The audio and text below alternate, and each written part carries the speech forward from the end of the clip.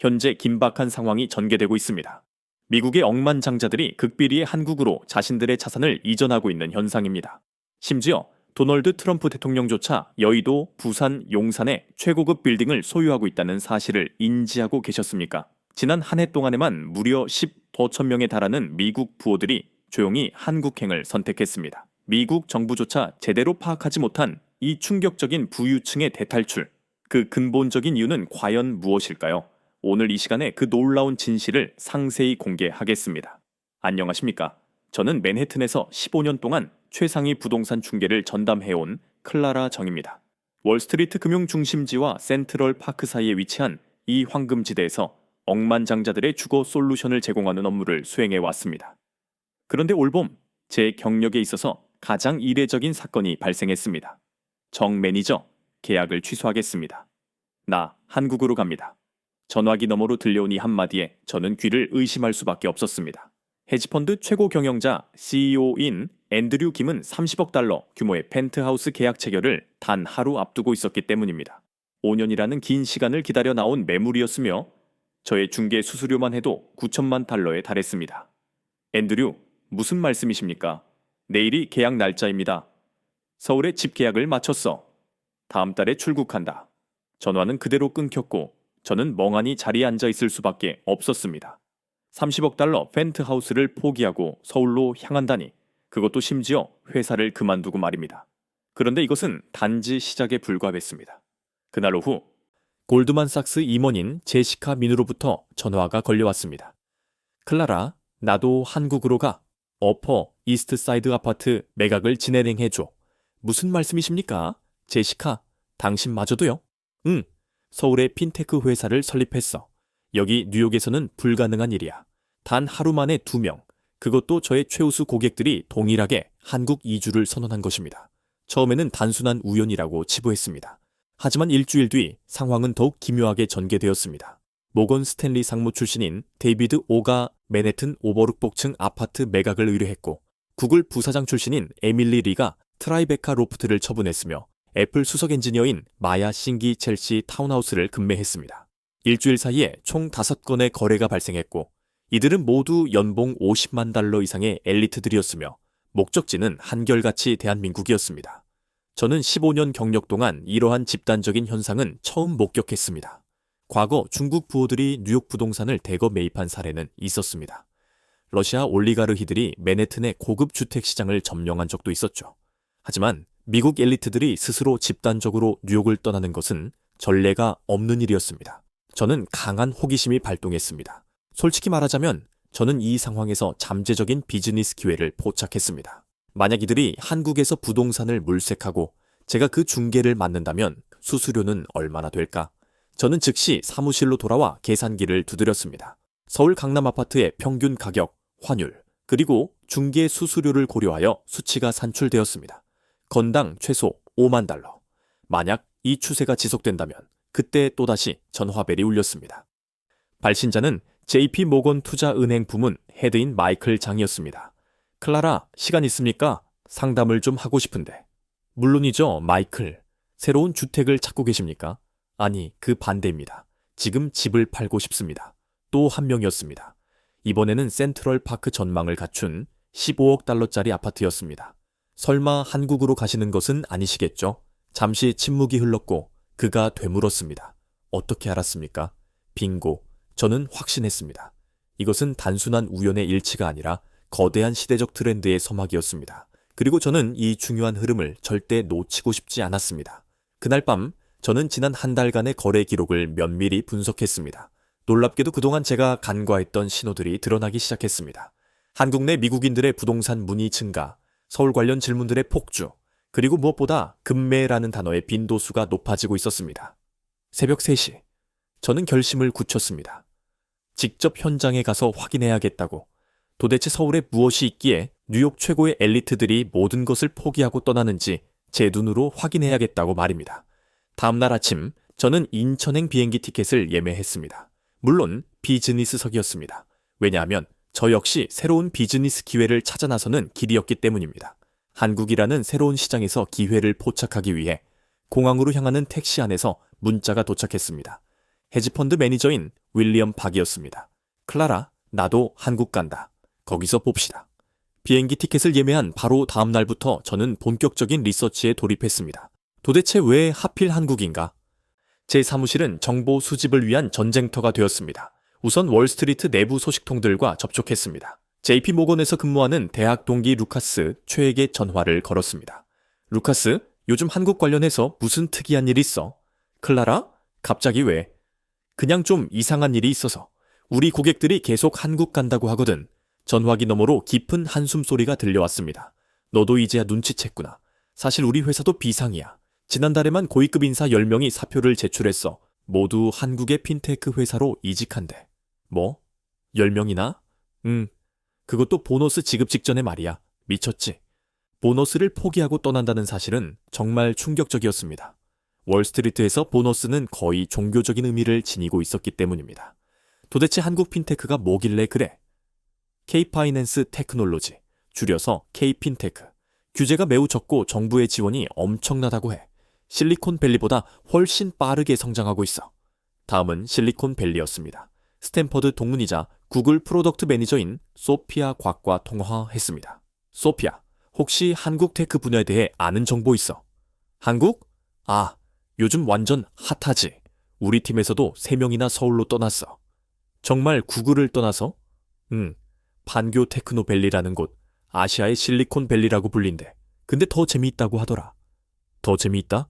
실리콘밸리보다 뭐가 다른데? 일단 속도. 여기서는 1년이 걸릴 프로젝트를 거기서는 3개월 만에 완료시킨대. 규제도 적고 정부가 적극적으로 지원해 주거든. 그리고 24시간 도시의 에너지. 새벽 3시에도 미팅하고 코딩하고. 미친 에너지야. 그날 오후 더욱 놀라운 소식이 전해졌습니다. 골드만삭스 본사 17층 전체가 텅 비었다는 것이었습니다. 한국으로 직원들이 대거 이직하면서 발생한 현상이었죠. 저는 급히 맨해튼 코리아타운으로 발걸음을 옮겼습니다. 사르디번기에 위치한 한 카페에서 정보를 수집하기로 했습니다. 그곳에서 만난 사람은 전 모건 스탠리 디렉터 에릭 강이었습니다. 에릭, 정말 한국 가는 거야? 다음 주 출국이야. 20년 커리어를 버리고 미쳤냐고. 에릭이 환하게 웃었습니다. 클라라, 넌 아직 모르는구나. 한국이 얼마나 빠르게 변하고 있는지. 그는 태블릿을 꺼내 차트를 보여줬습니다.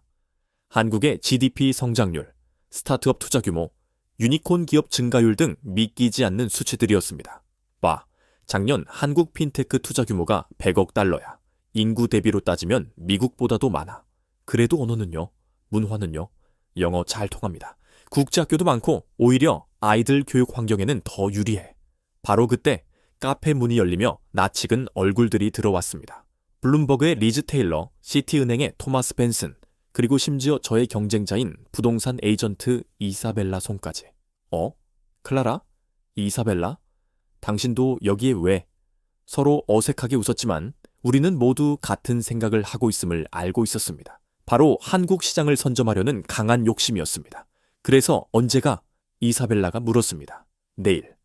경쟁이 이미 시작된 것입니다. 누가 먼저 한국 부동산 시장을 장악할 것인가? 누가 미국 엘리트들의 한국 정착을 효과적으로 도울 것인가?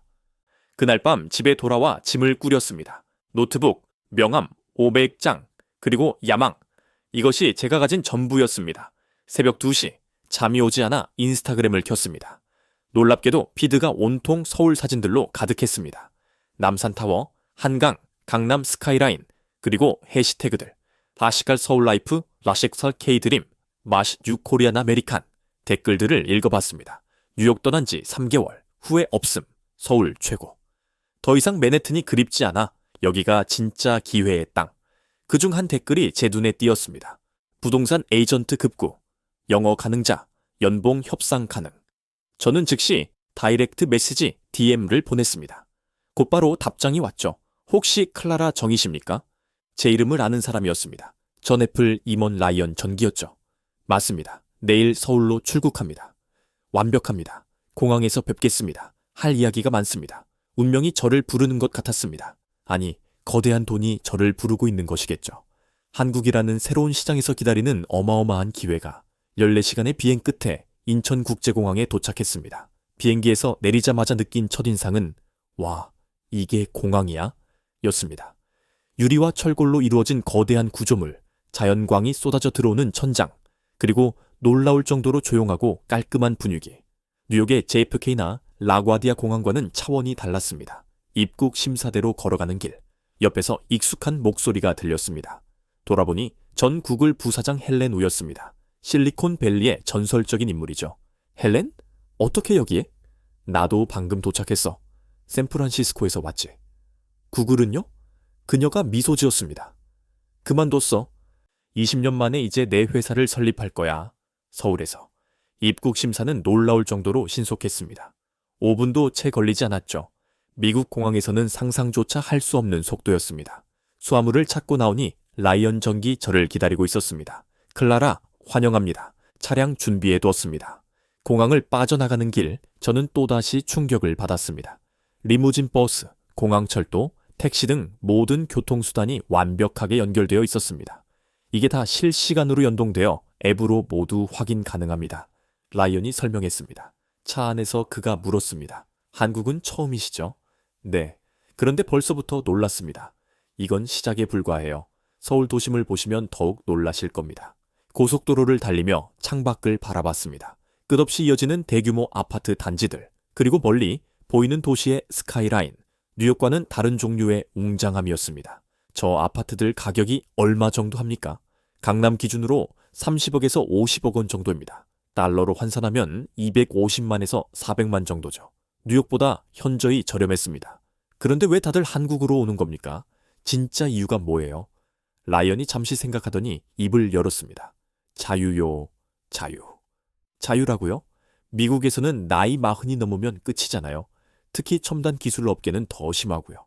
근데 여기서는 다릅니다. 나이는 그저 숫자일 뿐이에요. 실력과 아이디어만 있다면 됩니다. 신호등에 멈춰 섰을 때 옆 차량을 봤습니다. 벤츠 S클래스. 운전자는 매우 젊어 보이는 한국인이었죠. 저 사람 몇 살로 보입니까? 20대 후반 정도? 아닙니다. 40대 중반이에요. 유니콘 스타트러 지업 대표입니다. 믿기지 않았습니다. 한국 사람들은 나이를 거꾸로 먹는 것일까요? 하하, 그럴지도 모르죠. 스트레스가 적어서 그런가. 서울에 가까워질수록 도시의 모습은 더욱 선명해졌습니다. 한강을 건너는 순간 저는 숨이 막히는 듯한 감동을 느꼈습니다. 와, 인상적이죠. 저도 처음 봤을 때 그랬습니다. 강남에 도착했습니다. 테헤란로의 빌딩 숲은 미드타운 맨해튼을 연상시켰지만 무언가 달랐습니다. 더 새롭고 더 청결하며 더 미래지향적이었습니다. 여기가 한국의 월스트리트입니다. 모든 금융회사가 이곳에 집결해져 있죠. 호텔에 체크인하고 잠시 휴식을 취하려는데 라이언이 제안했습니다. 저녁 식사 같이 하실까요? 미국인 커뮤니티 모임이 있거든요. 그런 모임이 있습니까? 당연하죠. 매주 목요일 저녁입니다. 오늘이 딱 목요일이네요. 그렇게 저는 도착 첫날부터 서울의 미국인 사회에 발을 들이게 되었습니다.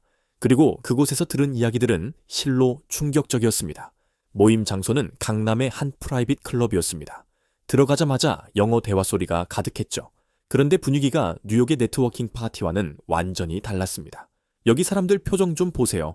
라이언이 귓속말했습니다. 정말 그러했습니다. 다들 매우 편안하고 행복해 보였죠. 월스트리트에서 늘 보던 그 피곤하고 날카로운 긴장감이 전혀 없었습니다. 신기하죠?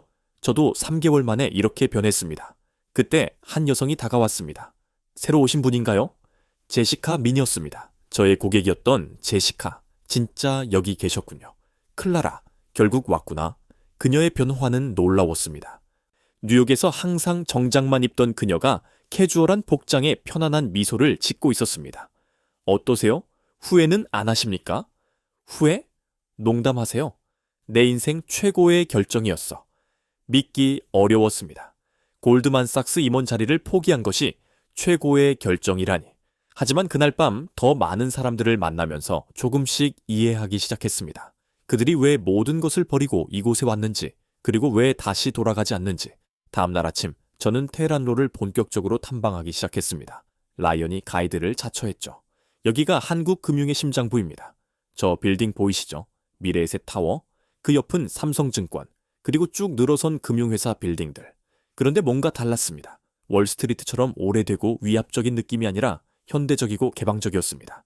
1층이 전부 카페로 되어 있네요. 맞습니다. 한국 특유의 문화죠. 비즈니스 미팅을 카페에서 많이 다 합니다. 우리는 미래에셋 빌딩 1층 카페로 들어섰습니다. 평일 오전인데도 사람들로 가득했고 놀랍게도 영어 대화가 여기저기서 들렸습니다. 저 사람들 모두 미국인들인가요? 절반 정도는 그렇습니다. 나머지는 한국인이지만 영어로 미팅하는 중이죠. 그때 익숙한 얼굴이 지나갔습니다. 전 모건 스탠리 상무였던 알렉산더 최였습니다. 알렉스, 오, 클라라, 여기서 만나네요. 그는 한국인 2명과 함께 있었습니다. 소개하겠습니다. 김 대표님, 박 이사님, 제가 합류한 K-인베스트먼트 팀입니다. 악수를 나누었는데 한국인들의 영어가 매우 유창했습니다. 억양까지도 완벽했죠. 반갑습니다. 혹시 뉴욕에서 오셨나요? 네, 어제 도착했습니다. 아, 그럼 적응하시느라 바쁘시겠네요. 도움이 필요하시면 언제든지 연락 주십시오. 명함을 받았는데 타이틀이 인상적이었습니다. 글로벌 전략 본부장. 한국 회사가 이렇게 국제화되어 있다니. 카페를 나와 거리를 걸었습니다. 점심시간이 가까워지자 거리는 활기를 띠기 시작했습니다. 여기 사람들은 근무 시간이 어떻게 됩니까? 유연합니다. 플렉시블. 중요한 것은 성과죠. 시간에 얽매이지 않아요. 그때 제 핸드폰이 울렸습니다. 뉴욕 사무실에서 걸려온 전화였습니다. 클라라, 큰일 났어. 마이클 블룸버그 전 시장 사무실에서 연락이 왔어. 한국 부동산을 알아본대. 마이클 블룸버그까지. 이것은 정말 거대한 물결이 몰려오고 있다는 확실한 신호였습니다. 알겠습니다. 제가 처리하겠습니다. 전원말을 끊고 라이언을 봤습니다. 일이 들어오기 시작했네요. 좋은 징조입니다. 이제 사무실을 구하셔야겠습니다. 그의 제안으로 우리는 강남의 공유 오피스들을 둘러봤습니다. 뉴요크보다 훨씬 세련되고 미래지향적인 공간들이었죠. 월 200만 원이면 프라이빗 오피스를 사용하실 수 있습니다. 달러로 1,500불 정도죠. 맨해튼 가격의 10분의 1 수준이었습니다. 오후에는 법인 설립을 위해 은행을 방문했습니다. 놀랍게도 영어 전담 직원이 있었습니다. 외국인 사업자 등록은 서류만 준비되면 하루 만에 처리됩니다. 하루요? 미국에서는 몇 주가 걸리는 일이었습니다. 은행을 나오자 해가 기울고 있었습니다. 라이언이 제안했습니다. 저녁 시간인데 진짜 한국의 모습을 보여드릴게요. 그가 데려간 곳은 강남역 근처의 포장마차였습니다. 길거리에 테이블을 펴놓고 음식을 먹는 곳이었죠.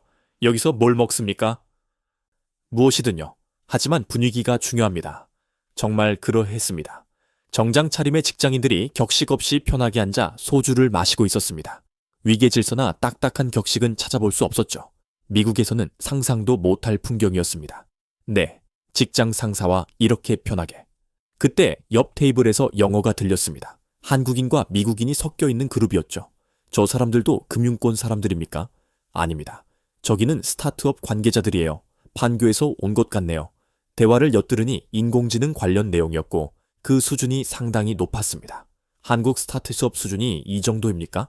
네. 어떤 분야는 실리콘밸리보다 앞서갑니다. 특히 실용화 속도는요. 밤 10시가 넘어서도 거리는 활기찼습니다. 카페들은 여전히 영업 중이었고 사람들은 일하고 있었죠. 24시간 도시라더니 정말 그렇네요. 맞습니다. 뉴욕이 잠들지 않는 도시라고 하지만 서울이 진짜입니다. 호텔로 돌아오는 길 문득 깨달았습니다. 이곳은 단순히 아시아의 한 도시가 아니었습니다. 새로운 형태의 글로벌 금융 허브가 탄생하고 있었죠. 그날 밤 저는 결심했습니다. 단순히 중개사무소를 개업하는 것을 넘어 미국 엘리트들을 위한 토털 정착 서비스들을 만들기로. 부동산은 단지 그 시작일 뿐이었습니다. 다음 날 아침 첫 고객이 연락해 왔습니다. 헤지펀드 매니저 앤드류 김이었죠. 제가 뉴욕에서 놓쳤던 그 30억 달러 펜트하우스의 주인공. 클라라, 강남의 사무실 겸 주거 공간을 구해줘. 예산은 20억 원 정도로. 게임은 이미 시작되었습니다. 그리고 저는 이 게임의 규칙을 파악하기 시작한 것입니다. 앤드류 김의 의뢰를 받은 다음 날 저는 부동산 투어를 시작했습니다. 그런데 예상치 못한 요청이 들어왔습니다. 강남 말고 성수동도 보고 싶어. 성수동이요? 응, 요즘 핫하다고 들었어. 한국의 브루클린이래. 성수동. 처음 들어보는 지명이었습니다. 라이언 정에게 물어보니 웃더군요. 아, 거기 진짜 대단합니다. 가보시면 알게 될 겁니다. 다음 날 아침 성수동으로 향했습니다. 지하철 2호선 성수역에 내리자 확실히 강남과는 사뭇 다른 분위기였습니다. 오래된 공장 건물들과 좁은 골목길. 근데 여기 뭐예요? 낡은 공장 건물이 세련된 갤러리 카페로 변신해 있었습니다. 대림창고라는 간판이 보였죠. 원래 정미소였습니다. 지금은 갤러리 카페로 운영되고 있죠. 안으로 들어가 보니 놀라웠습니다. 높은 천장, 노출된 콘크리트 벽, 인더스트리얼 인테리어. 완벽하게 브루클린 스타일이었습니다. 근데 더 놀라운 건 저 사람들 모두 외국인이네요. 정말 그러했습니다. 노트북을 펼쳐놓고 일하는 사람들 대부분이 서양인이었고 특히 젊은 층이 많았습니다. 가까이 가서 들어보니 대화 내용이 심상치 않았습니다. 시리즈 B 펀딩 마감했어? 응, 5천만 달러. 이제 본격적으로 글로벌 진출이야. 개발자 더 뽑아야 하는데. 스타트업 관계자들이었습니다. 그것도 꽤 규모가 있는. 커피를 주문하면서 바리스타에게 물었습니다. 여기 원래 외국인이 이렇게 많습니까? 네, 요즘 폭발적으로 늘었어요. 특히 개발자들이 많이 오십니다. 왜 하필 성수동에? 저희도 궁금해서 여쭤봤는데 일하기 좋대요. 조용하고 카페도 많고 집값도 강남보다 저렴하고요. 카페를 나와 거리를 걸었습니다. 정말 독특한 풍경이었습니다. 자동차 정비소 바로 옆에 미슐랭 레스토랑이, 인쇄소 옆에 부티크 호텔이 자리하고 있었습니다. 올드와 뉴가 절묘하게 섞여 있었죠. 그때 서울 스타트업 캠퍼스라는 큰 건물이 눈에 들어왔습니다. 여기가 뭐예요? 정부에서 조성한 스타트업 지원센터입니다. 외국인 창업자들도 많이 입주해 있죠. 들어가 봤습니다. 로비에서부터 영어가 기본 언어처럼 사용되고 있었죠. 안내 데스크 직원도 완벽한 영어를 구사했습니다. 견학 가능한가요? 물론입니다. 외국인 창업자 프로그램 설명도 해드릴까요? 팸플릿을 받아보니 놀라움의 연속이었습니다. 창업 비자 지원, 무료 사무실 제공, 멘토링, 심지어 초기 투자금까지. 미국에서는 상상도 못할 파격적인 지원이었습니다. 투어를 하다가 익숙한 얼굴을 만났습니다. 전 페이스북 엔지니어 브라이언 김이었죠. 브라이언? 여기서 뭐 해? 클라라, 하하, 나 여기서 창업했어. 뭐? 페이스북 그만뒀어? 응. 6개월 전에 여기서 AI 스타트업 운영 중이야. 그의 사무실을 구경했습니다. 20명 정도의 팀원들이 열정적으로 일하고 있었는데 놀랍게도 절반이 외국인이었습니다. 팀 구성이 정말 글로벌하네? 응. 미국인 5명, 인도인 3명, 중국인 2명, 나머지는 한국인. 완전 유엔이지. 어떻게 이렇게 모았어? 여기가 소문났어. 실리콘밸리 개발자들도 오고 싶어해. 특히 주니어들은. 왜? 기회가 많잖아. 실리콘밸리는 이미 포화 상태야. 여기는 아직 성장 중이고. 점심을 함께 먹으면서 더 자세한 이야기를 들었습니다. 솔직히 처음엔 걱정했어. 언어도 그렇고 문화도 다르고. 근데 와보니까 오히려 장점이 되더라. 어떤 면이요? 일단 정부 지원이 엄청나. 그리고 한국 개발자들 진짜 미친 듯이 일해. 좋은 의미로. 미국 개발자들이 워라밸 찾고 있을 때 한국은 미래를 만들고 있더라고. 식사 후 그가 데려간 곳은 성수 디지털 단지였습니다. 최근에 조성된 첨단 기술 기업 집적 단지였죠. 여기 봐. 네이버, 카카오 자회사들 다 있어. 그리고 한 건물을 가리켰습니다. 저기가 뭐예요? 아마존 코리아 AI 연구소. 작년에 들어왔어. 아마존까지. 이것은 정말 놀라운 발전이었습니다. 단지를 둘러보니 더 많은 글로벌 기업들이 눈에 띄었습니다. 구글 엑셀러레이터, 마이크로소프트 클라우드 센터, 심지어 테슬라 연구소까지. 이게 다 최근 2년 사이에 생긴 겁니까? 한국 정부가 디지털 뉴딜인가 뭔가 하면서 엄청 투자했대. 오후에는 성수동의 주거 지역을 둘러봤습니다. 역시나 독특했죠. 오래된 다세대 주택 사이에 모던한 타운하우스가 들어서 있었습니다. 한 부동산을 방문했습니다. 소장님이 영어를 유창하게 구사하셔서 놀랐습니다. 요즘 외국인 문의가 많아서 영어 공부 시작했어요. 많이 오나요? 하루에 3팀은 옵니다. 모두 IT 쪽 사람들이죠. 매물을 보니 가격이 합리적이었습니다. 강남의 60% 수준. 3룸 아파트가 8억 원이면 달러로 60만 불 정도네요. 맞습니다. 그래서 인기가 많죠. 게다가 여기서 강남까지 20분 거리입니다. 저녁 무렵 성수동의 진짜 매력을 발견했습니다. 퇴근 시간이 되자 거리가 활기를 띠기 시작했죠. 수제 맥주집, 와인바, 그리고 각국 레스토랑들이 불을 밝혔습니다. 한 루프탑에 올라갔습니다. 서울 정영이 한눈에 들어왔죠. 해가 지면서 도시는 불빛으로 물들었습니다. 와, 이거 완전 뉴욕이잖아요. 아닙니다. 뉴욕보다 낫습니다. 옆에서 누군가 말했습니다. 돌아보니 젊은 백인 남성이었습니다. 실례지만, 저도 미국에서 왔어요. 오스틴에서. 여기서 스타트업 하고 있습니다. 또 한 명의 미국인 창업자였습니다. 어떠세요? 만족하십니까? 최고예요. 오스틴도 좋았지만 여기가 훨씬 역동적입니다. 뭔가 일이 진짜로 벌어지는 느낌. 그날 밤 호텔로 돌아오면서 생각했습니다. 성수동은 단순히 한국의 브루클린이 아니었습니다. 어쩌면 브루클린을 능가하는 새로운 형태의 창조적인 공간이었습니다. 그리고 저는 확신했습니다. 여기가 바로 미국 엘리트들이 추구하는 곳이라고. 일과 삶이 자연스럽게 융화되는 미래형 도시의 모습이라고. 성수동 투어를 마친 다음 날 예상치 못한 전화가 걸려왔습니다. 뉴욕 고객 중 한 명인 제니퍼 황기였죠. 월가 펀드 매니저인 그녀는 아이셋의 어머니이기도 했습니다. 클라라, 한국 국제학교 정보 좀 알아봐 줄 수 있어? 국제학교요? 자녀분들도 데려오실 건가요? 근데 교육이 걱정돼서 한국 교육이 너무 치열하다고 들었거든. 저 역시 궁금했습니다. 과연 한국의 교육 환경은 어떨까? 특히 외국인 아이들에게는. 라이언이 연결해준 교육 컨설턴트 사라 박을 만났습니다. 한국계 미국인으로 10년째 서울에서 교육 상담을 하고 있다고 했죠. 요즘 문의가 폭발적으로 늘었어요. 특히 미국에서 오는 가족들이요. 어떤 학교들이 있습니까? 서울에만 30개가 넘는 국제학교가 있습니다. 그 중에서도 최상위권은 그녀가 보여준 목록을 보고 놀랐습니다. 서울 외국인 학교, Seoul Foreign School, The Rich College, The Rich College Seoul, 체드윅. 이름만 들어도 알만한 명문 학교들이었습니다. 입학이 어렵지 않나요? 예전엔 그랬죠. 그런데 최근 확장하는 학교들이 많아 정원이 늘었습니다. 다음 날 한남동에 위치한 몇몇 국제학교를 직접 방문했습니다. 첫 번째로 간 곳은 서울국제학교였습니다. 캠퍼스에 들어서자마자 미국 사립학교의 분위기가 물씬 풍겼습니다. 넓은 잔디밭, 현대적인 건물, 그리고 다양한 인종의 학생들이 어우러져 있었습니다. 입학처장 마이클스는 하버드 교육대학원 출신이었습니다. 우리 학교 아이비리그 진학률이 40%입니다. 뉴욕의 사립학교들보다 높죠. 어떻게 그게 가능합니까? 한국식 학습 열정과 미국식 창의 교육의 결합이죠. 최고의 조합입니다. 교실을 둘러봤습니다.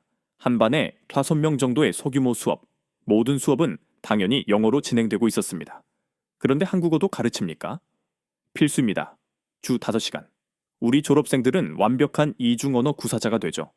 더 놀라운 것은 방과 후 프로그램이었습니다. 코딩, 로보틱스, AI는 기본이고 K-팝 댄스, 태권도, 한국 요리 수업도 있었습니다. 한국 요리요? 인기가 대단합니다.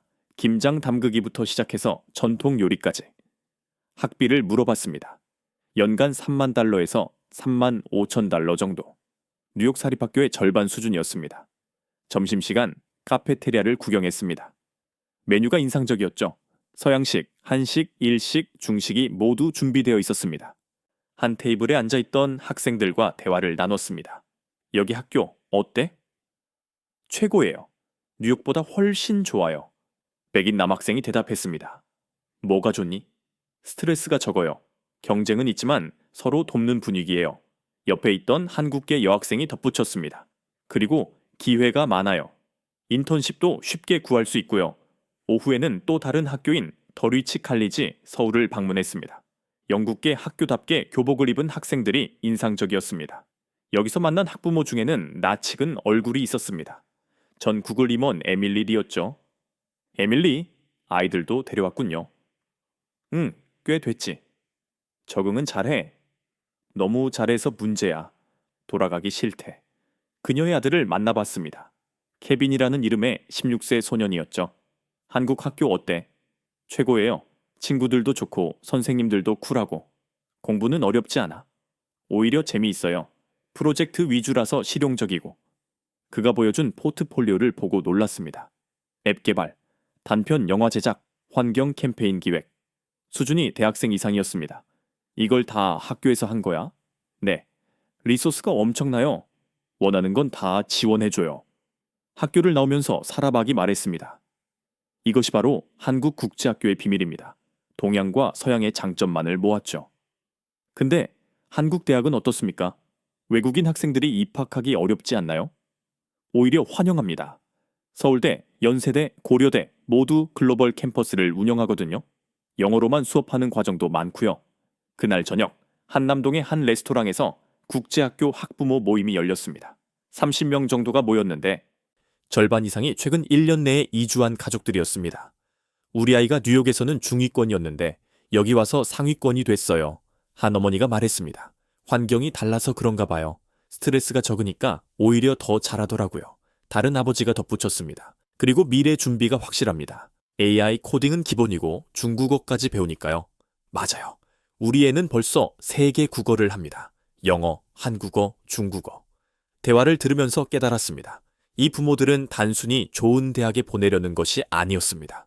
진짜 글로벌 인재로 자녀들을 키우고 있었습니다. 모임이 끝나고 집으로 돌아가는 길. 사라박이 말했습니다. 이제 아시겠어요? 왜 미국 엘리트들이 아이들을 데리고 오는지. 네, 정말 놀랍습니다. 이것은 시작일 뿐입니다. 앞으로 더 많이 올 겁니다. 그날 밤 제니퍼에게 전화했습니다. 제니퍼, 걱정 마세요. 여기 교육 환경 최고입니다. 아이들이 더 좋아할 겁니다. 정말 구체적으로 설명해줘. 1시간 동안 오늘 본 것들을 설명했습니다. 통화가 끝날 때쯤 그녀가 말했습니다. 클라라, 고마워. 이제 결심이 섰어. 우리도 갑니다. 한국의 장점들에 매료되어 있던 채 현실의 벽에 부딪혔습니다. 바로 돌아간 사람들의 이야기였죠. 어느 날 저녁 이태원의 한바에서 제임스 한을 만났습니다. 골드만삭스 출신으로 6개월 전 한국에 왔다가 다시 뉴욕으로 돌아가기로 했다는 사람이었죠. 왜 돌아가시는 겁니까? 그가 씁쓸하게 웃었습니다. 환상과 현실은 다릅니다. 클라라. 구체적으로 무엇이 문제였나요? 일단 언어. 영어 잘 통한다고 하지만 진짜 중요한 비즈니스 대화는 다 한국어로 진행해요. 회의할 때 소외감이 이만저만이 아니었습니다. 일리가 있는 말이었습니다. 그리고 회식 문화.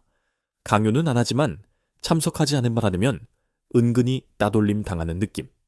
서양식 회사도요? 한국 회사는 다 똑같아요. 겉만 글로벌이지.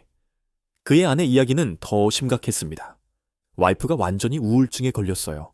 친구도 없고 할 일도 없고 맨날 집에만 있으니까. 한국인들이 불친절했나요? 아니요. 친절해요. 너무 친절해서 부담스러울 정도인데 진짜 친구가 되기는 어렵습니다. 보이지 않는 벽이 있달까요? 그날 밤 비슷한 경험을 했던 사람들을 더 만났습니다. 이태원의 외국인 배는 실패자들의 모임이라고 스스로 칭하는 그룹이 자주 모였습니다. 김치 냄새 때문에 토할 뻔했어요. 한 여성이 말했습니다. 엘리베이터, 복도, 심지어 사무실에서도 어디서나 김치 냄새. 그리고 빨리빨리 문화 미치겠더라고요. 다른 남성이 거들었습니다. 모든 것을 당장 해야 해. 내일도 아니고 오늘. 아니, 지금 당장. 하지만 가장 큰 문제는 나이 문화였습니다. 나보다 10살 어린 상사에게 존댓말 해야 한다고? 그게 말이 돼? 그래도 실력이 있으면 괜찮지 않나요? 실력? 여기서는 나이가 곧 실력이야. 40 넘으면 부장, 50 넘으면 임원 자동이야. 듣다 보니 우울해졌습니다. 제가 보았던 한국의 밝은 면 뒤에 이런 어두운 그림자가 있었다니. 다음날 좀 더 객관적인 의견을 듣기 위해 한국에서 5년째 일하고 있는 변호사 다니엘 김을 만났습니다. 제임스 한 씨 이야기에 일리가 있습니까? 반은 맞고 반은 틀립니다. 어떤 부분이 맞나요? 언어 장벽은 현실입니다. 비즈니스 핵심 부분은 영어를 잘하는 한국인조차 어려워해요. 그럼 어떻게 극복하셨습니까? 배웠죠. 하루 2시간씩 2년. 지금은 계약서도 한국어로 읽습니다. 2년이나요? 투자를 한다고 생각했어요. 그리고 그 보상은 확실했고요. 그는 회식 문화에 대해서도 다른 관점을 제시했습니다. 회식을 네트워킹이라고 생각하면 달라집니다. 뉴욕의 칵테일 파티와 같은 맥락이죠. 하지만 매일 밤이라면요? 매일은 아닙니다. 요즘은 많이 바뀌었어요. 특히 젊은 기업들은 나이 문화에 대해서는 그도 인정했습니다. 이건 진짜 문제입니다. 하지만 외국계 기업이나 스타트업은 다릅니다. 실력으로 평가받을 수 있죠. 그날 오후 서울시에서 운영하는 글로벌 센터를 방문했습니다. 외국인들의 정착을 돕는 곳이었죠. 센터장 김혜진 씨가 통계를 보여줬습니다. 작년 한 해 미국인 거주자가 30% 증가했습니다. 하지만 1년 내 귀국하는 비율도 40%나 됩니다. 왜 그렇게 높은가요? 준비 없이 오시는 분들이 많아서입니다. 한국이 쉬운 나라는 아니거든요. 그녀가 보여준 실패 사례들을 보니 공통된 패턴이 있었습니다. 첫째, 언어 준비 전무.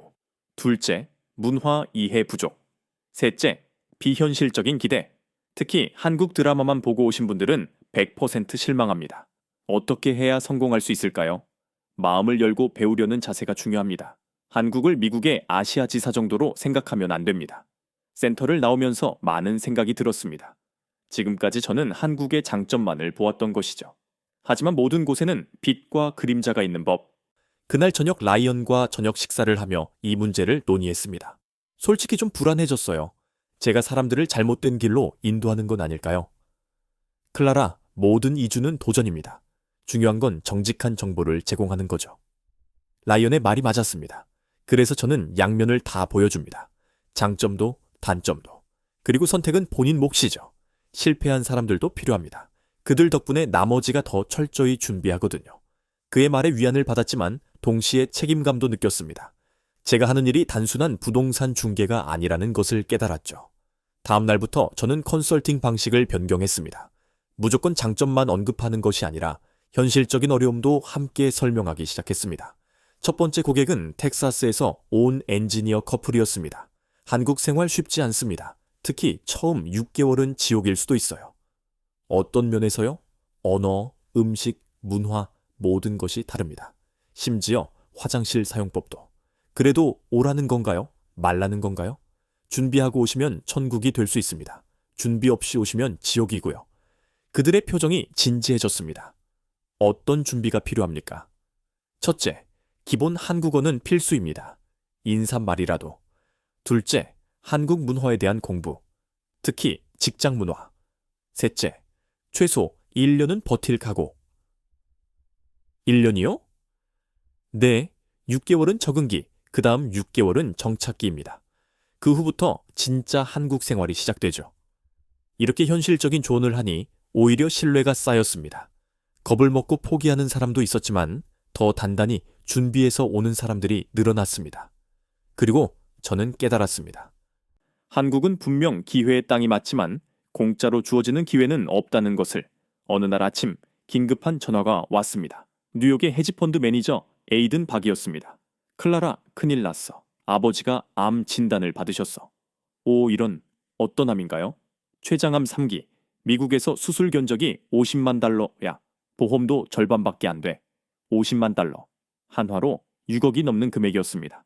그래서 한국 병원은 어떤지 알아봐 줄 수 있어? 한국 병원이요?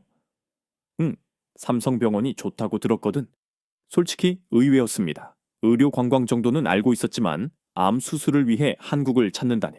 저는 즉시 삼성 서울병원 국제진료센터에 연락했습니다. 놀랍게도 영어 전담 코디네이터가 바로 응대했습니다. 췌장암 3기 수술이요.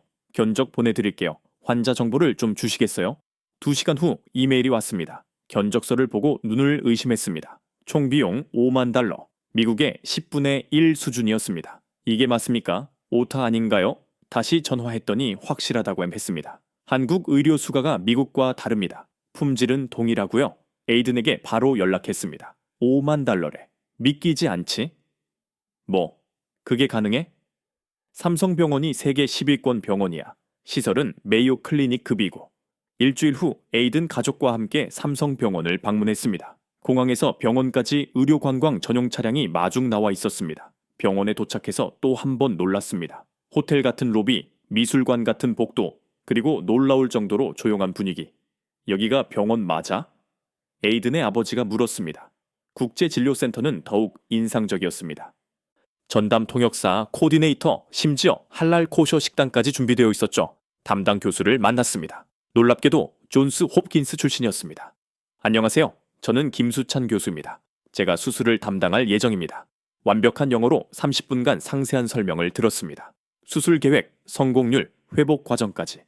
성공률이 얼마나 됩니까? 저희 병원은 85%입니다. 세계 최고 수준이죠.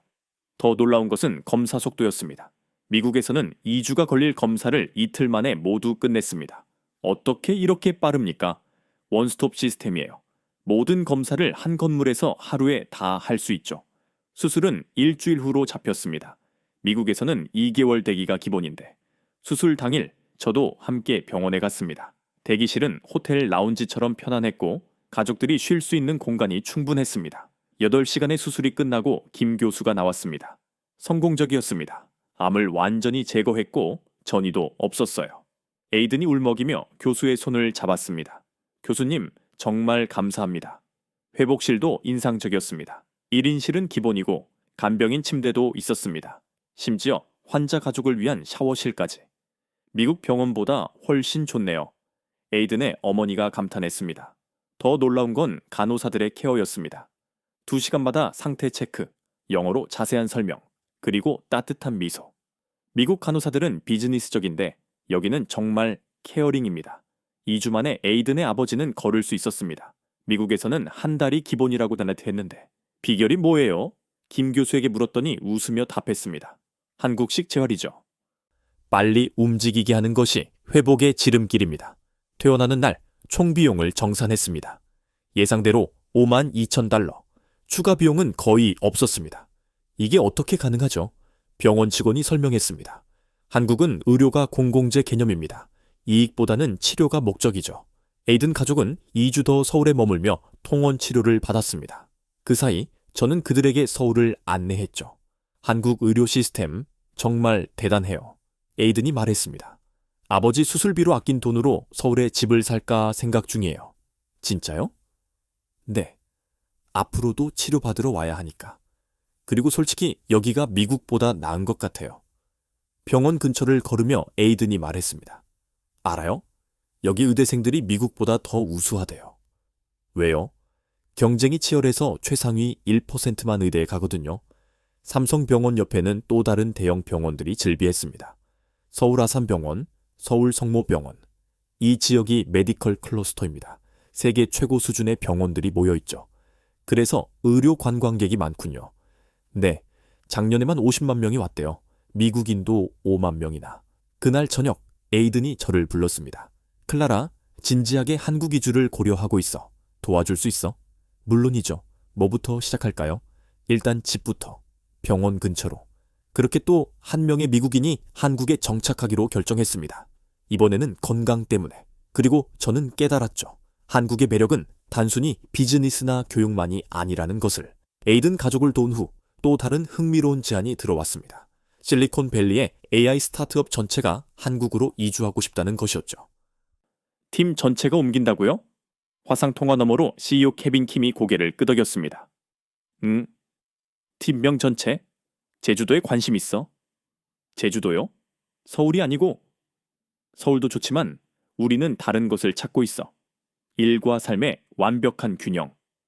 제주도. 한국의 하와이라고 불리는 섬. 하지만 첨단 기술 기업이 거기서 무엇을 할 수 있을까? 다음 날, 저는 제주행 비행기에 올랐습니다. 김포공항에서 1시간. 뉴욕에서 보스턴 가는 것보다 가까웠죠. 제주 공항에 내리자마자 느낌이 달랐습니다. 공기부터가 다르더군요. 바다 냄새와 함께 상쾌한 바람이 불어왔습니다. 공항에서 만난 사람은 제주 디지털 노마드 센터의 매니저 제이슨 윤이었습니다. 한국계 미국인으로 3년 전 제주에 정착했다고 했죠. 제주에 첨단 기술 기업이 많습니까? 생각보다 많아요. 특히 최근 2년 사이에 폭발적으로 늘었죠. 그가 운전하는 테슬라를 타고 제주 시내로 향했습니다. 창밖 풍경이 정말 아름다웠죠. 한라산을 배경으로 펼쳐진 도시, 그리고 멀리 보이는 바다. 여기가 첨단 과학기술단지예요. 제주의 실리콘밸리죠. 넓은 부지에 현대적인 건물들이 들어서 있었습니다. 카카오, 네이버 같은 대기업부터 작은 스타트업까지. 영어 사용자가 많나요? 이 단지 직원의 30%가 외국인이에요. 공용어가 영어인 회사도 많고요. 첫 번째로 방문한 곳은 아일랜드 웍스라는 코워킹 스페이스였습니다. 들어가자마자 실리콘밸리가 떠올랐습니다. 오픈 스페이스, 스탠딩 데스크, 그리고 곳곳에서 들리는 영어. 와, 여기 완전히 팔로알토 같은데요? 맞아요. 의도적으로 그렇게 만들었대요. 친숙한 환경에서 일할 수 있도록. 한 구석에는 서핑 보드가 세워져 있었습니다. 저거 장식인가요? 아닙니다. 다들 출근 전에 서핑하고 와요. 제주의 특권이죠. 정말이었습니다. 한 개발자가 머리가 젖은 채로 노트북을 켜고 있었죠. 아침 서핑 어땠어? 제이슨이 물었더니 엄지를 치켜 세웠습니다. 최고였어. 파도가 딱 좋더라. 다음은 실제로 이주한 스타트업을 방문했습니다. 디모션 AI라는 회사였죠. 샌프란시스코에서 통째로 옮겨온 지 6개월 됐다고 했습니다. CEO 라이언 조를 만났습니다. 왜 제주를 선택했나요? 삶의 질이죠. 샌프란시스코는 너무 비싸고 스트레스가 심해요. 일하는 데는 문제 없습니까? 오히려 생산성이 올라갔어요. 직원들이 행복하니까. 그가 보여준 사무실은 정말 인상적이었습니다. 한쪽 벽이 통유리로 되어 있어 바다가 한눈에 보였죠. 점심시간에는 해변 산책하고 퇴근 후에는 서핑. 이게 진짜 워라벨이죠. 직원들과도 이야기를 나눴습니다. 인도인 개발자 아난드 굽타는 이렇게 말했죠. 실리콘밸리에서는 하루 14시간 일했어요. 여기서는 8시간만 일해 해도 더 많은 것을 해냅니다. 비결이 뭔가요? 스트레스가 없으니까 창의력이 샘솟아요. 그리고 생활비가 저렴해서 돈 걱정도 없고요. 정말 생활비가 궁금했습니다. 제이슨이 설명해줬죠. 원룸 월세가 50만 원. 식비는 한 달 100만 원이면 충분합니다. 샌프란시스코의 5분의 1이네요. 맞아요. 그래서 스타트업들이 운영 비용을 5배로 늘릴 수 있죠. 오후에는 제주 남쪽 해안을 둘러봤습니다. 중문 관광단지 근처에는 고급 리조트들이 즐비했습니다. 여기는 디지털 노마드들이 장기 거주하는 곳이에요. 한 리조트의 카페에서 일하고 있는 사람들을 봤습니다. 노트북을 펴고 바다를 바라보며 일하는 모습이 그림 같았습니다. 저 사람은 뉴욕타임스 기자예요. 3개월째 여기서 일하고 있죠.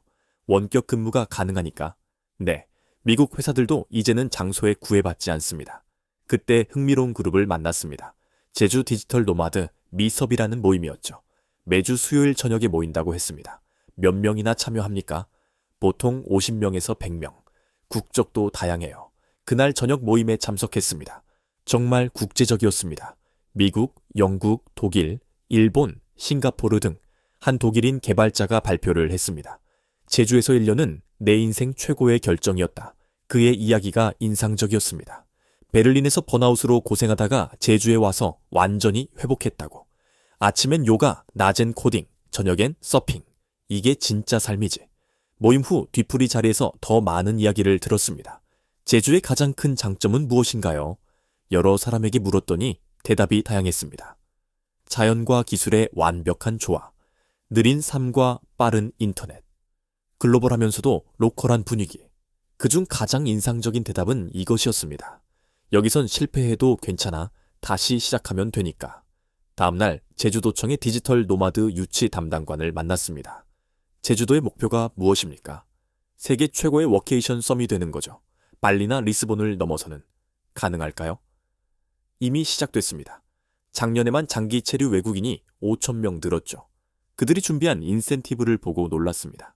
디지털 노마드 비자, 무료 코워킹 스페이스, 심지어 이주 지원금까지. 한국 정부가 이렇게 적극적인가요? 제주는 특별자치도라 독자적인 정책이 가능합니다. 일종의 실험이죠. 제주를 떠나기 전 케빈 킴과 다시 통화했습니다. 어때? 제주가 마음에 들어? 완벽해요. 당장 이주 준비 시작하겠습니다. 진짜? 응, 팀원들도 모두 동의했어. 제주에서 유니콘을 만들어 볼게. 비행기에서 서울로 돌아오면서 생각했습니다. 한국은 단순히 하나의 얼굴이 아니었죠. 서울의 역동성, 제주의 여유로움, 각자가 원하는 삶의 방식을 선택할 수 있는 나라. 그리고 저는 확신했습니다. 이 이주 현상은 이제 시작일 뿐이라고. 앞으로 더 많은 글로벌 인재들이 한국을 선택할 것이라고. 제주에서 돌아온 후 저는 깊은 고민에 빠졌습니다. 지난 한 달 동안 목격한 것들이 머릿속에서 끊임없이 맴돌았죠. 호텔 방에서 노트북을 켜고 지금까지의 성과를 정리했습니다. 상담 건수 87건, 계약 진행 중 23건, 예상 수수료 150만 달러. 뉴욕에서의 연수입을 한 달 만에 거의 달성한 셈이었습니다. 그때 뉴욕 사무실에서 전화가 왔습니다. 비즈니스 파트너 마크였죠. 클라라, 언제 돌아와? 여기도 바빠 죽겠어. 조금만 더 있을게. 여기 정말 대박이야. 그래서 언제까지? 막상 대답하려니 말이 나오지 않았습니다. 언제 돌아가야 할까? 아니, 정말 돌아가야 하나?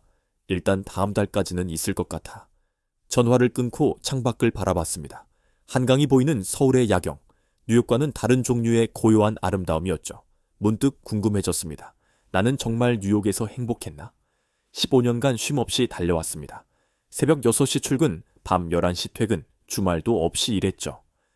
그 대가로 맨해튼에 위치한 펜트하우스와 100만 달러 수입을 얻었지만 정작 그 펜트하우스에서 보낸 시간은 얼마나 될까요?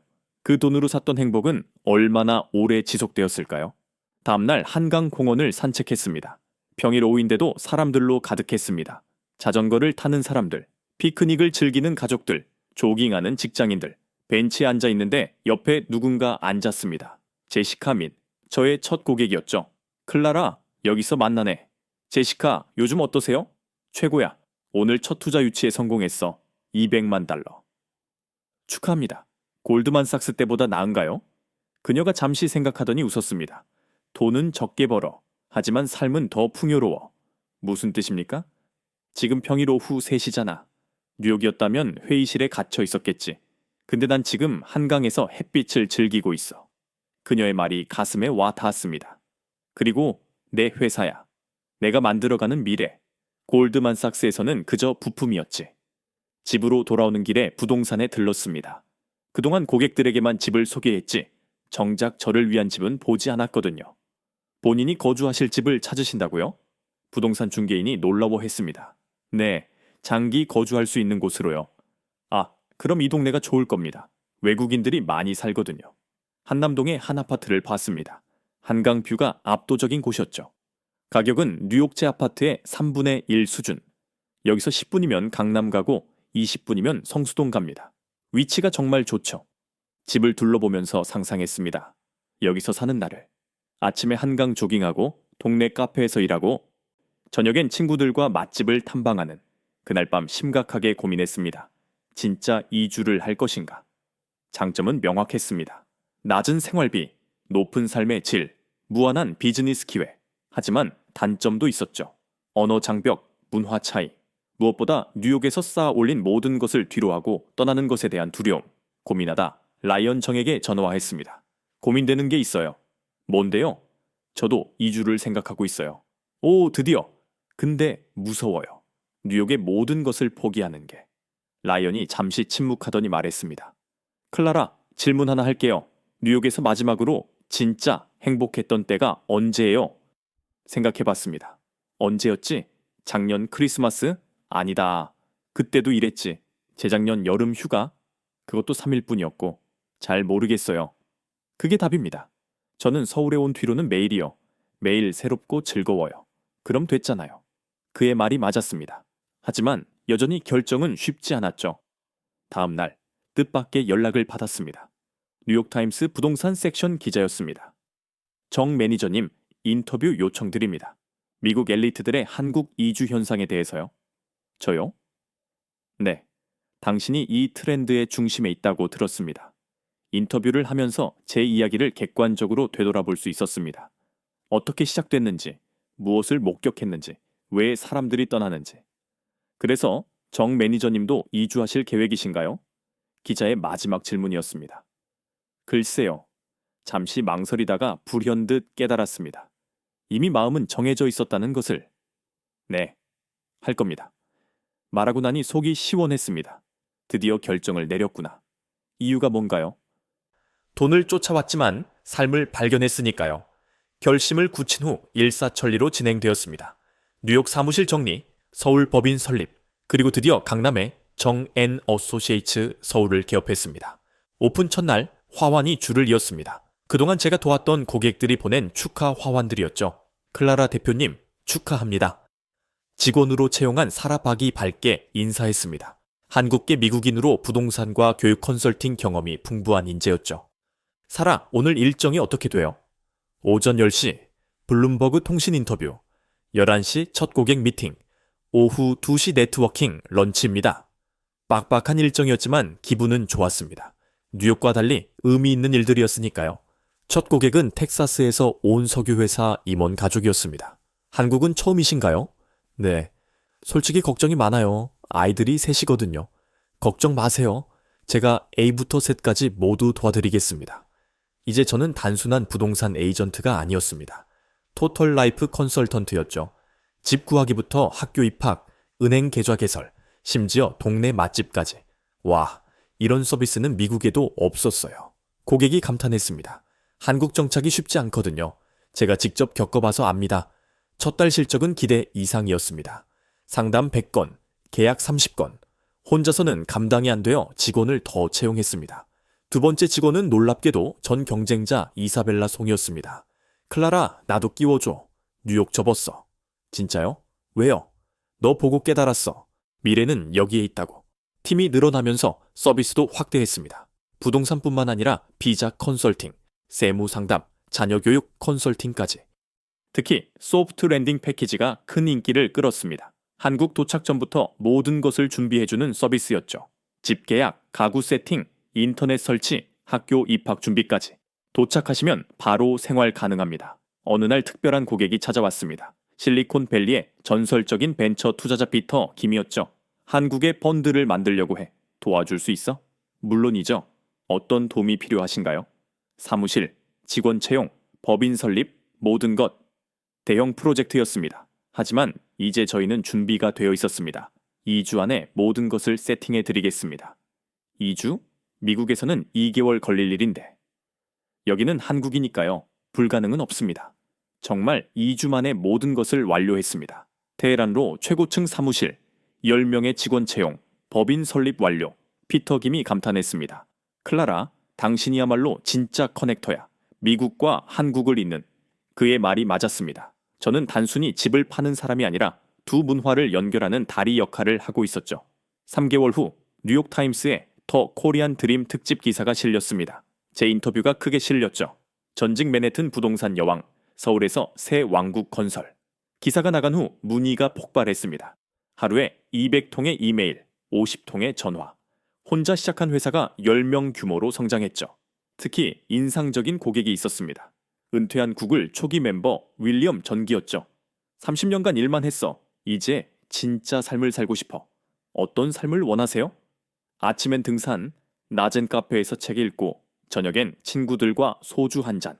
그를 위해 북한산 근처 전원주택을 찾았습니다. 서울 도심에서 30분 거리. 하지만 완전히 다른 세상이었죠. 완벽해. 여기서 노년을 보낼게. 가장 뿌듯한 순간은 고객들이 정착 후 연락할 때였습니다. 클라라, 우리 애가 한국 친구들이랑 놀이터에서 한국어로 대화해. 대표님 덕분에 새 인생을 찾았어요. 스타트업도 잘 되고 있고. 서울 최고예요. 왜 진작 오지 않았을까요? 하지만 가장 큰 성과는 따로 있었습니다. 바로 한미 비즈니스 커뮤니티 설립이었죠. 매월 첫째 주 목요일 강남의 한 호텔에서 모임을 가졌습니다. 미국에서 온 사업가들과 한국 기업인들이 만나는 자리였죠. 첫 모임에 50명이 왔습니다. 두 번째는 100명, 세 번째는 200명. 이제는 서울에서 가장 영향력 있는 네트워킹 모임이 되었습니다. 이것이 바로 커넥션의 힘이야. 피터 김이 말했습니다. 덕분에 투자처도 찾고 파트너도 만났어. 클라라, 당신이 만든 거야. 어느 날 직원들과 회식을 하면서 지난 6개월을 되돌아봤습니다. 뉴욕에서는 상상도 못했던 일들이 현실이 되었죠. 우리가 정말 대단한 일을 하고 있는 것 같아요. 사라박이 말했습니다. 맞아요. 단순히 돈을 버는 게 아니라 사람들의 인생을 바꾸고 있잖아요. 이사벨라 송이 덧붙였습니다. 정말 그러했습니다. 우리는 집을 팔고 있는 것이 아니었습니다. 새로운 삶의 가능성을 팔고 있었죠. 그리고 저 자신도 변했습니다. 뉴욕의 차가운 딜메이커에서 서울의 따뜻한 드림메이커로 정앤 어소시에이츠가 자리 잡으면서 미국인들의 한국 정착 패턴도 변화하기 시작했습니다. 예전에는 모두 이태원으로 갔지만 이제는 달랐죠. 이태원? 거긴 옛날 이야기죠. 요즘은 성수동입니다. 새로운 고객 마이크 첸이 말했습니다. 아마존 출신 프로덕트 매니저였죠. 성수동의 매력이 뭔가요? 힙하잖아요. 브루클린 같은 느낌? 근데 더 깨끗하고 안전해요. 알차이? 네요. 정말 성수동은 새로운 외국인 거주지로 급부상하고 있었습니다. 카페마다 맥북을 펼친 외국인들이 가득했죠. 어느 토요일 성수동 커뮤니티를 직접 체험해봤습니다. 서울 포레스트 파머스 마켓이 열리는 날이었죠. 오, 클라라. 멀리서 누군가 불렀습니다. 고객이었던 제니퍼 황기였죠. 아이들과 함께 장을 보고 있었습니다. 여기 자주 오세요? 매주 와요? 신선한 유기농 채소를 살 수 있거든요. 게다가 영어가 다 통해요. 정말 그러했습니다. 상인들 대부분이 기본적인 영어를 구사했죠. 딸기 얼마예요? 5,000원. 한국식 영어였지만 소통에는 문제가 없었습니다. 마켓을 둘러보니 흥미로운 풍경이 펼쳐졌습니다. 한국인과 외국인이 자연스럽게 섞여 있었죠. 김치를 사는 백인 가족, 치즈를 고르는 한국인 커플. 이게 진짜 글로벌 빌리지죠. 제니퍼가 웃으며 말했습니다. 점심은 성수동의 인기 장소인 블루보틀에서 먹었습니다. 줄이 길었지만 기다릴만 했죠. 뉴욕 블루보틀보다 여기가 더 좋아요. 옆 테이블에 미국인이 말했습니다. 뭐가 다른가요? 분위기. 뉴욕은 다들 바빠서 커피만 테이크아웃 하잖아요. 여기선 앉아서 여유를 즐겨요. 오후에는 성수문화 살롱이라는 행사에 참석했습니다. 한국인과 외국인이 함께하는 문화 교류 프로그램이었죠. 이번 주제는 한국 전통차 체험이었습니다. 다도, 차도는 단순히 차를 마시는 것이 아닙니다. 마음을 비우는 과정이죠. 한복을 입은 선생님이 영어로 설명했습니다. 참가자 수십 명 중 절반이 외국인이었습니다. 와, 이런 고요함. 뉴욕에서는 절대 못 느껴요. 브루클린에서 온 요가 강사 사라가 감탄했습니다. 차를 마시며 참가자들과 대화를 나눴습니다. 놀랍게도 대부분이 최근 1년 내 이주한 사람들이었죠. 저는 성수동이 좋아서 왔어요. 이태원은 너무 외국인 게토 같았거든요. 한 참가자가 말했습니다. 맞아요. 성수동은 한국인과 자연스럽게 섞일 수 있어요. 진짜 로컬 경험이죠. 행사가 끝난 후 주최자를 만났습니다. 성수동에서 카페를 운영하는 박지원 대표였죠. 외국인 참가자가 많네요. 네. 처음엔 한국인만 왔는데 요즘은 반반이에요. 자연스럽게 그렇게 됐죠. 성수동이 특별한 이유가 뭘까요? 오래된 것과 새로운 것의 조화, 그리고 창의적인 사람들이 모이는 곳이라서요. 그의 말이 맞았습니다. 성수동은 단순한 거주지가 아니라 새로운 문화가 만들어지는 곳이었습니다. 저녁에는 성수동의 또 다른 명소, 언더스탠드 애비뉴를 방문했습니다. 패션, 라이프 스타일, 카페가 결합된 복합 문화 공간이었죠. 여기 완전히 소호 같아 뉴욕에서 온 패션 디자이너 제니퍼 송이 흥분했습니다. 근데 더 쿨해요. 한국적인 감성이 섞여 있달까? 그곳에서 흥미로운 사람을 만났습니다. 한국계 미국인 2세 마크 최였죠. LA에서 나고 자랐지만 2년 전 한국으로 역이민을 왔다고 전했습니다. 왜 한국을 선택했어요? 정체성을 찾고 싶었어요. 미국에서는 늘 아시안이었지만 여기서는 그냥 나예요. 적응은 어땠나요? 성수동 덕분에 쉬웠어요. 너무 한국적이지도 너무 서구적이지도 않은 딱 중간. 그의 말에서 성수동의 정체성을 찾을 수 있었습니다. 동양과 서양의 가교 역할을 하는 공간. 집으로 돌아오면서 생각했습니다. 이태원이 과거 외국인들의 안식처였다면 성수동은 미래의 글로벌 커뮤니티의 모습이었습니다. 경계가 없는 곳, 한국인과 외국인이 자연스럽게 어울리는 곳, 그곳에서 새로운 문화가 탄생하고 있었습니다. 어느 날 아침 제 핸드폰이 쉴 새 없이 울렸습니다. 뉴욕의 옛 동료들과 고객들로부터 축하 메시지가 쏟아졌죠. 클라라, 뉴욕타임스 봤어? 대단해. 무슨 일인가 싶어 인터넷을 켰습니다. 뉴욕타임스 한면에 큰 제목이 떠 있었습니다. 더 코리안 드림, 왜 미국 엘리트들은 서울을 선택하는가? 기사를 읽어보니 제가 인터뷰한 내용이 핵심이었습니다. 하지만 단순한 개인 스토리가 아니라 거대한 사회 현상으로 다뤄졌죠. 작년 한 해에만 7,000명의 미국 상위 소득층이 한국으로 이주했다.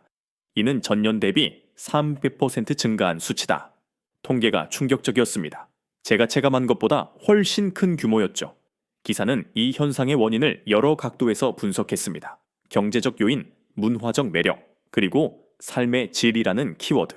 특히 인상적인 부분은 하버드 대학 사회학과 교수의 분석이었습니다. 이는 단순한 이주가 아니라 가치관의 이동이다. 미국식 성공 신화의 피로를 느낀 엘리트들이 새로운 삶의 방식을 찾고 있는 것이다. 기사 말미에는 제 회사가 크게 소개되었습니다. 전직 맨하튼 톱 에이전트 클라라 정은 이제 서울에서 미국인들의 한국 정착을 돕는 가교 역할을 하고 있다. 그녀의 회사는 단순한 부동산 중개를 넘어 문화 컨설팅까지 제공한다. 기사가 나간 후 일이 벌어졌습니다. 문의가 폭주한 것이죠. 하루에 500통의 이메일이 왔어요. 사라박이 놀라워했습니다. 정말 감당이 안 될 정도였습니다. 뉴욕, LA, 시카고, 보스턴, 미국 전역에서 연락이 왔죠. 특히 눈에 띄는 문의가 있었습니다. 페이스북 초기 투자자로 유명한 억만장자였죠. 정 대표, 제주도에 관심 있습니다. 프라이빗하면서도 글로벌한 커뮤니티를 찾고 있어요. 또 다른 문의는 할리우드 영화 프로듀서로부터 왔습니다. 한국 영화 산업에 투자하고 싶어요. 서울에 베이스를 만들 생각입니다. 이제 단순한 주거 이전이 아니었습니다. 미국 자본과 인재가 본격적으로 한국으로 흘러들어 오고 있었죠. 뉴욕타임스 기사의 여파는 계속되었습니다. CNN, 블룸버그, 월스트리트 저널까지 후속 보도를 했죠. 새로운 아메리칸 드림은 서울에 있다. 실리콘밸리 다음은 판교, K비즈니스의 시대. 언론에 관심이 집중되면서 한국 정부도 움직이기 시작했습니다. 법무부에서 연락이 왔죠. 정 대표님, 미팅 요청드립니다. 새로운 비자 정책에 대해 의견을 듣고 싶습니다. 정부도 이 기회를 놓치고 싶지 않았던 것입니다. 일주일 후 압구정의 한 호텔에서 특별한 행사가 열렸습니다. 한미 비즈니스 서밋이었죠. 제가 공동 주최자였습니다. 500명이 넘는 참가자가 모였습니다. 절반은 한국 기업인, 절반은 미국에서 온 사업가들이었죠. 기조연설자는 전 구글 CEO였습니다. 그의 첫마디가 인상적이었죠. 미래는 동양과 서양이 만나는 곳에 있습니다. 그리고 그곳이 바로 서울입니다. 행사장은 열기로 가득했습니다. 명함이 오가고 투자 상담이 이루어지고 파트너십이 체결되었죠. 이것이 바로 커넥션 파워야. 옆에서 피터 김이 말했습니다. 덕분에 한국 스타트업 3곳에 투자 결정을 했어. 총 5천만 달러. 행사가 끝난 후 많은 참가자들이 제게 다가왔습니다. 정 대표님 덕분에 한국의 가능성을 봤습니다. 저도 이주를 진지하게 고려해 볼게요. 다음 달 상담 예약 가능한가요? 그날 밤 한강이 보이는 루프탑에서 팀원들과 축배를 들었습니다. 우리가 정말 역사를 쓰고 있는 것 같아요. 이사벨라 송이 말했습니다. 맞아요. 10년 후에는 한국 드림이 아메리칸 드림만큼 유명해질지도 몰라요. 사라박이 덧붙였습니다. 정말 그럴 수도 있겠다는 생각이 들었습니다. 우리는 단순히 비즈니스를 하는 게 아니라 새로운 시대의 문을 열고 있었으니까요. 뉴욕타임스 기사 이후 6개월이 지났습니다. 제 삶은 완전히 바뀌어 있었죠. 어느 일요일 아침 북한산 등산로를 올랐습니다. 이제는 매주 일요일의 일과가 되었죠. 클라라, 여기야. 정상 가까이에서 익숙한 얼굴들이 손을 흔들었습니다. 서울 썬데이 하이커스라는 모임이었죠. 미국인, 한국인이 함께하는 등산 클럽이었습니다. 오늘도 날씨 최고네요. 윌리엄 전기 환하게 웃었습니다. 구글 은퇴자로 이제는 완전한 서울 사람이 되었죠. 정상에 올라 서울을 내려다봤습니다. 아침 햇살에 빛나는 도시가 장관이었죠. 1년 전엔 상상도 못했어요. 옆에 선 제시카 민이 말했습니다. 뭘요? 이런 평화로운 일요일 아침을 보낼 수 있다는 것. 뉴욕에서는 일요일에도 일했으니까. 그녀의 말이 맞았습니다. 저도 마찬가지였죠.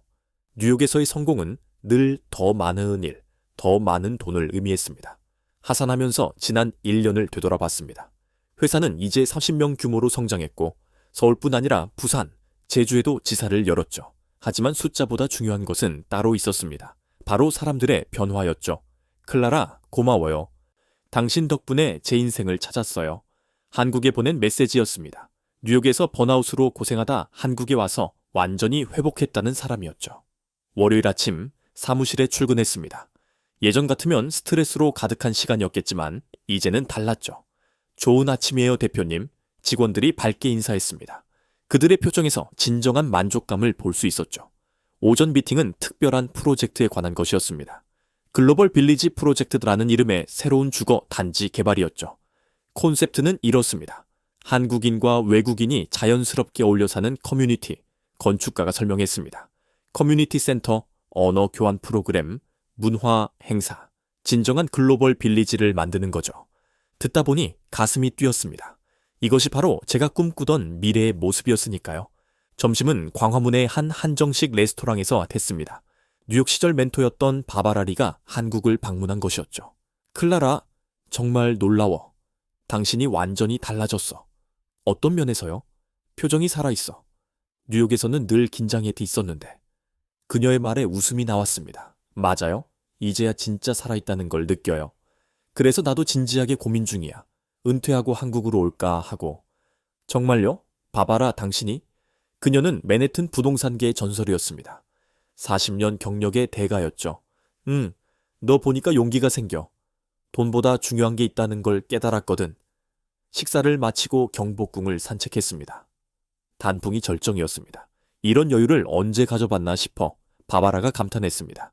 뉴욕에서는 센트럴파크도 제대로 못 갔잖아. 맞아요. 늘 111뿐이었죠. 그날 저녁집에서 간단한 파티를 열었습니다. 한국에서 만난 친구들을 초대했죠.